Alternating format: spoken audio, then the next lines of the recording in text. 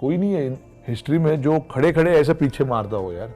ये पहली बार मैंने देखा है कि ये प्लेयर अच्छे बॉल को, बीच का बॉल जो होता है, जो बॉलर का गुड लेंथ होता है और बॉलर 90% ऑफ द टाइम वहाँ पर डालने की बात करता है या सोचता है, और उस बॉल को अगर ऐसा उठा के पीछे मारना वो पेस पे 135 140 के स्पीड पे, कोई नहीं है।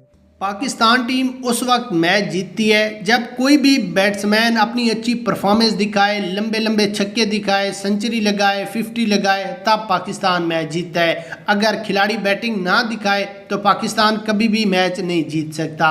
आज जिस तरह सैम अयूब और साहबजादा फरहान ने बैटिंग की है, कमाल कर दिया है। इन दो खिलाड़ियों ने फ्यूचर में भी पाकिस्तान को इसी तरह मैच जितवाना है। यहाँ पर आपको सबसे पहले तो साहबजादा फरहान और सैम अयूब के लंबे लंबे छक्के और उसके बाद उनकी जो बैटिंग देखकर वेस्ट इंडीज़ी बॉलर भी रो पड़ा कि ये कैसे छक्के मारता है और कैसे बैटिंग करता है एक टांग से। मुकम्मल हाइलाइट्स आपको दिखाते हैं। उससे पहले वीडियो को लाइक करें और कमेंट्स में इन दो खिलाड़ियों के बारे में अपनी राय लाजमी दें। उसके बाद मैच की हाइलाइट्स पर नज़र डालें तो पाकिस्तान टीम ने पहले बैटिंग करते हुए 199 रन बनाए 20 विकेटों के नुकसान में, जिसमें साहबजादा फरहान और सैम अयूब ओपनिंग करते हुए साहबजादा ने 53 गेंदों पर 74 रन बनाए 5 छक्के और 3 चौकों की मदद से। सैम अयूब 49 गेंदों पर 66 रन बनाए 2 छक्के और 4 चौके।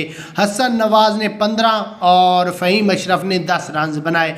पाकिस्तान टीम की बॉलिंग लाइन की बात करें, हसन अली, मोहम्मद नवाज, हारिस रऊफ़, सैम अयूब और सुफियान मुकीम ने एक एक खिलाड़ी को आउट किया और पाकिस्तान ने 176 रन पर 5 खिलाड़ी आउट किए वेस्ट इंडीज़ के 20 ओवरों में। पाकिस्तान की इस जीत के बारे में आपने अपनी राय देनी है। उसके बाद पाकिस्तान की बैटिंग लाइन साहबजादा फरहान और सैम अयूब के बारे में।